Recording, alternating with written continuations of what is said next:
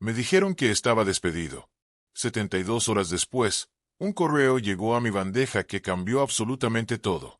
Lo que venía después no fue solo una segunda oportunidad, fue la justicia perfecta, y la mejor venganza que jamás imaginé. Si alguna vez te han echado injustamente o te han subestimado, este video es para ti. Dale like, suscríbete y comenta si alguna vez recibiste un golpe inesperado que terminó siendo tu victoria. Prepárate para una historia donde la justicia no solo llega, se construye con estrategia. Mi nombre es Esteban. Trabajaba en una startup que se vendía como disruptiva, pero que por dentro estaba llena de incertidumbre, favoritismos y decisiones impulsivas. Era el tipo de empresa que anunciaba valores en la pared y los traicionaba en los pasillos. Había invertido años de trabajo ahí, noches largas, fines de semana, proyectos que acariciaban la frontera de lo imposible, todo por la promesa de construir algo que cambiaría el rumbo de la compañía. Si se alineaban los astros, el mío.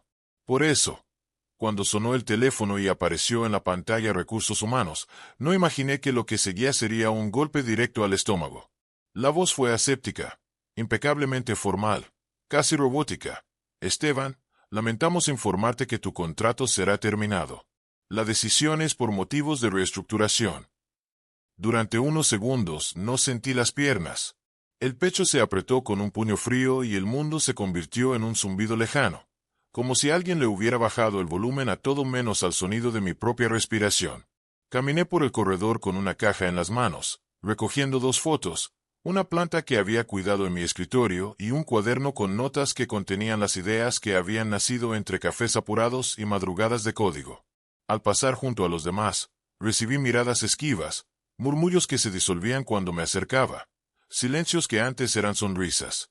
Es curioso cómo, en pocas horas, algunos pueden olvidar celebraciones compartidas y virarse de lado por miedo al roce de la incomodidad. Aquella indiferencia me dolió tanto como la llamada. No escuché razones claras, no hubo críticas específicas sobre el desempeño. Nada que me hiciera entender si había fallado en algo real. Reestructuración. Esa palabra que todo lo explica y nada lo aclara. Sabía que detrás había política interna, celos y el miedo de algunos a perder sus parcelas de poder. Lo sentía como un frío rozándome la piel, como un hilo tenso que se estira sin romperse. En los días siguientes, la duda me acosó sin tregua. ¿Y ahora qué? ¿A dónde va a parar todo ese trabajo? ¿Y mi valor en el mercado? ¿Cómo demostrar que no era yo el problema, sino una pieza sacrificada por un tablero sucio? Con el paso de las horas el ruido emocional fue dejando asomar una idea firme. No permitiría que ese golpe definiera mi historia. Si el final había sido impuesto, entonces construiría otro comienzo con mis manos. La primera noche fue un vaivén de insomnio, de repasar conversaciones, de recordar pequeños gestos que ahora parecían pistas. La segunda, un poco de silencio. La tercera, la semilla de una estrategia. Me senté a escribir como si mi próximo empleo dependiera del rigor de esas páginas. Revisé resultados de mis últimos proyectos, métricas, entregables, correos de felicitación, actas de reuniones donde mi trabajo había sido clave para sortear crisis. Hice un dossier con datos comparativos antes y después de mis implementaciones, resúmenes ejecutivos con claridad quirúrgica. No era un alegato resentido, era un mapa de valor. Y entonces, en medio de esa disciplina autoimpuesta, llegó el correo. Fue un día gris. Afuera lloviznaba y las gotas golpeaban la repisa en una cadencia insistente. Abrí el correo sin reconocer de inmediato el remitente. Un directivo de otra área. Alguien que no pertenecía al círculo que me había expulsado. Esteban, tu trabajo ha dejado huella. Hay interesados en que vuelvas, con mejores condiciones y poder real para liderar un proyecto clave. Si te interesa hablar, puedo organizar una reunión discreta. Leí la frase varias veces.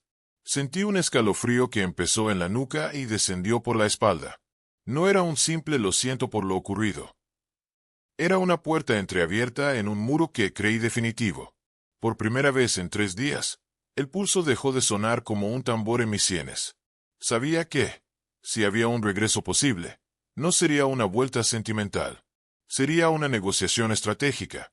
Contesté con cortesía, agradecí la confianza y propuse una llamada breve para organizar los puntos. Después, Pasé horas ajustando mi propuesta como si fuese una intervención médica de emergencia, breve, directa, con diagnóstico, tratamiento y pronóstico. Preparé un documento con 3 bloques. Primero, un análisis de pérdidas recientes de la empresa que ya se comentaban en los pasillos y a veces salpicaban la prensa del sector. Segundo, una propuesta concreta para revertir esos indicadores en 120 días con cambios operativos específicos. Tercero, un plan de liderazgo con equipos, roles, objetivos y métricas de impacto. No era grandilocuencia. Era un tablero de control usable desde el día 1. La reunión se fijó para un jueves a las 9 de la mañana, en una sala que yo conocía bien, paredes de vidrio esmerilado, una mesa ovalada de madera clara, luces frías y ese aroma a café caro que oculta el cansancio de todos. Entré con la carpeta en la mano y la mente quieta. Había gente de varias áreas y el director ejecutivo sentado al centro. El aire se podía cortar en rodajas. Comencé explicando lo que funcionaba y lo que no, sin buscar culpables, con lenguaje de proceso y aprendizaje. Preguntas duras cruzaron la mesa como flechas. ¿Cómo garantizarías adopción? ¿Qué harías si el presupuesto no llega en el tiempo? ¿Qué parte es crítica y qué es accesorio? Respondí una a una, apoyado en datos y experiencias concretas. No prometí milagros, prometí disciplina. Y entonces hice algo que no había hecho antes. Hablé de la cultura. Dije que el proyecto no sobreviviría si seguía habiendo zonas grises donde la política se disfraza de prudencia. No acusé a nadie, pero sí exigí una línea clara. Si volvía, debía tener autoridad real para mover piezas y un respaldo explícito de dirección para romper inercias que mataban valor. Hubo un silencio largo, de esos que harían a cualquiera temblar, pero en mí ocurrió lo contrario. Me sentí más en calma que al inicio. El director ejecutivo, que me había despedido sin mirarme a los ojos días atrás, tomó la palabra sin elevar la voz. Esteban, reconsideramos nuestra posición. Queremos que vuelvas, esta vez con más autoridad y recursos. Este proyecto debe liderarse con alguien que lo conozca. Si aceptas, tendrás acceso directo a dirección y libertad para armar el equipo que necesites. No sonreí de inmediato. Respiré y asentí. Acepto con una condición.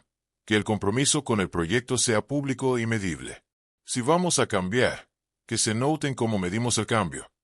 Él sostuvo mi mirada un segundo más y dijo, de acuerdo. La primera semana de regreso fue una mezcla de euforia y escepticismo. Quienes me habían evitado en los pasillos ahora me saludaban con un «qué bueno verte de vuelta» dicho demasiado rápido. Un par de antiguos detractores se ofrecieron a ayudar en lo que fuera, con ese tono ambiguo de quien no sabe si trae una rama de olivo o una cinta métrica para medir tu caída. No los rechacé. Acepté su ayuda y les di responsabilidades acotadas, con entregables claros. Si iban a estar cerca, que estuvieran ocupados sumando. La propuesta se convirtió en plan. Diseñé un mapa de 120 días con 4 hitos mayores y revisiones quincenales. Levanté procesos, desmonté redundancias, construí tableros visibles donde antes había excusas invisibles. Pedí a 2 personas clave de un área vecina que se sumaran, gente con criterio y cero paciencia para lo mediocre. Las primeras 2 semanas fueron de fricción, sistemas que no hablaban entre sí, hábitos aprendidos a golpe de ensayo y error, desconfianzas razonables. Pero con cada validación lograda, el tono del equipo cambió. Las reuniones dejaron de ser varas de estatus para convertirse en sesiones de construcción real. Dije 3 frases que se volvieron mantras. Lo que no medimos, no existe. Lo que existe y no sirve, se cambia. Lo que sirve, se escala. Y cumplí con el ejemplo. A los 30 días, las métricas comenzaron a moverse. Donde antes tardábamos 10 días en completar un ciclo, ahora se cerraba en 6. Donde se acumulaban tickets abiertos por semanas, ahora se resolvían en días. Un área que vivía apagando incendios redujo sus alarmas a la mitad. A los 60 días, por primera vez en un año, la empresa cerró un mes sin sobrecostes en un rubro concreto que nos perseguía como una sombra. La central de atención reportó una caída del 35% en reclamos por errores de proceso. No eran historias bonitas, eran números que cualquiera podía ver. Y sin embargo, mientras el proyecto ganaba tracción, el murmullo de la vieja política no desaparecía. Recibí 2 correos anónimos que insinuaban que mi regreso había sido capricho de dirección y que, tarde o temprano, todo volvería al cauce normal. Los borré. No tenía tiempo para fantasmas. Pero no estaba ciego. Esos fantasmas tenían nombre y respiraban cerca de cajas fuertes. Por eso, en paralelo, pedí implementar un módulo de trazabilidad en las herramientas que usábamos. Sin morbo ni caza de brujas, un registro limpio de aprobaciones, desvíos, tiempos y responsabilidades. Si íbamos a hacer las cosas bien, debíamos poder demostrarlo incluso cuando nadie estuviera mirando. A los 90 días, teníamos un tablero que hacía más ruido que cualquier discurso. Los directivos que me habían mirado con recelo ahora pedían acceso al panel para sus reuniones. Las decisiones se hacían con datos en 2 pantallas, no con presentimientos en servilletas. El director ejecutivo cumplió su parte. Envió un comunicado público a toda la empresa declarando el proyecto como pilar del trimestre y revisando la cadena de reporte para protegerlo de interferencias. Hubo aplausos en algunos equipos, silencio en otros. Pero el cambio había dejado de ser un rumor, era una rutina. Y aquí llega la reviravolta. En el día 104, recibí un informe de auditoría interna basado en los nuevos registros. Mostraba variaciones extrañas en aprobaciones urgentes fuera de horario, desvíos de partidas repetidos siempre hacia los mismos centros de costo, y correos con favor, apruébalo y luego justificamos que, bajo la luz de la trazabilidad, ya no parecían inocentes. No era solo un descuido, era un hábito. Al cruzar esos datos con los históricos, emergieron nombres. Entre ellos, quien había empujado silenciosamente mi despido. Un gerente intermedio con sonrisa blanda y manos finas, obsesionado con no complicar las cosas. Su firma aparecía como bisagra en aprobaciones sin contrapartida clara. No era un gran ladrón de película. Era un artesano de pequeñas fugas que, sumadas, drenaban la empresa como goteras persistentes en el techo. No convoqué a un teatro de acusaciones. Preparé un informe con el mismo rigor que me abrió la puerta de vuelta. Fechas, responsables, flujos, impactos, opciones de remediación. Incluí recomendaciones de control y prevención, límites automáticos a aprobaciones fuera de horario, dobles validaciones para desvíos de presupuesto, alertas tempranas a dirección cuando se alcanzaran umbrales críticos. Lo presenté a quien correspondía, sin grandilocuencia. Pedí 2 cosas: acción inmediata para detener la hemorragia y protección institucional para el equipo, porque sabíamos a quién le iba a doler el ajuste. Las 3 semanas siguientes fueron una calma tensa. Hubo reuniones a las que no fui invitado, pasillos con gente hablando en voz más baja, calendarios llenándose de citas con títulos neutros. Yo seguía a lo mío, el equipo siguió al suyo. Un martes llegó el anuncio: cambios organizacionales orientados a fortalecer la gobernanza. 3 nombres salieron de la estructura y pasaron a proyectos especiales sin personal a cargo. El gerente que había hecho de su firma una llave para el agua sucia no volvió a caminar por el piso. No hubo aplausos ni abucheos. Hubo un suspiro colectivo, casi imperceptible, como el que das cuando por fin cierras una puerta que llevaba meses mal encajada. La fiesta de fin de año fue distinta a todas. No por el catering ni por el DJ, sino por la sensación que corría entre la gente. Una mezcla de alivio y dignidad recuperada. El director ejecutivo, que había sido rehén de su propia ambigüedad, tomó el micrófono y habló menos que otras veces. Dijo lo suficiente, reconoció al equipo por los resultados, mencionó los indicadores que habían dado la vuelta, sin nombrar a nadie, dejó claro que ciertas costumbres no volverían. Cuando mencionó mi nombre, aplaudieron en varias mesas. Busqué con la mirada a quienes, meses atrás, habían mirado al suelo cuando me fui con una caja. Esta vez sostenían la mirada, no por mí, sino por ellos mismos. No volví por venganza. Volví para ajustar una brújula que, si se perdía del todo, nos sacaba a todos del mapa. De mi parte, la venganza tuvo el sabor sobrio de la justicia. No vi a nadie desfallecer en público ni me interesó verlo. Lo que me importaba era que el lugar donde había dejado tantas horas empezara a comportarse como decía ser. Que disruptivo dejara de ser una palabra en la web y se convirtiera en la capacidad real de romper inercias nocivas. Que reestructuración no volviera a ser la excusa para acomodar la silla de quien tenía más amigos que resultados. La mejor venganza no fue volver con un cargo más alto. Fue demostrar con hechos que el camino correcto no solo era posible, sino rentable. Lo aprendí por las malas. A veces la caída no es el final, sino el impulso hacia algo mejor. El verdadero poder no está en gritar más fuerte ni en humillar a quien te humilló. Está en mantener la dignidad cuando duele, en construir una estrategia mientras otros se pierden en sus intrigas, en sostener una visión aunque intenten apagarla.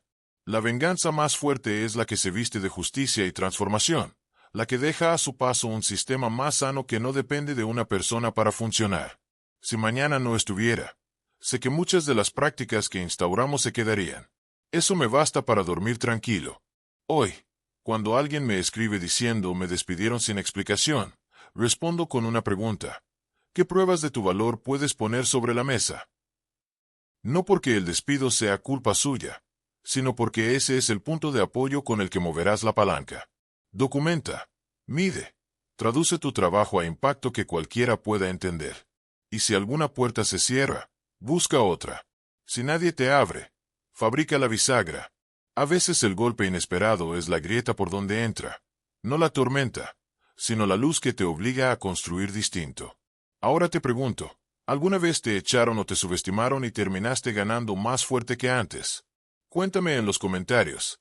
Dale like, suscríbete y comparte para más historias donde la justicia no solo llega, se crea paso a paso.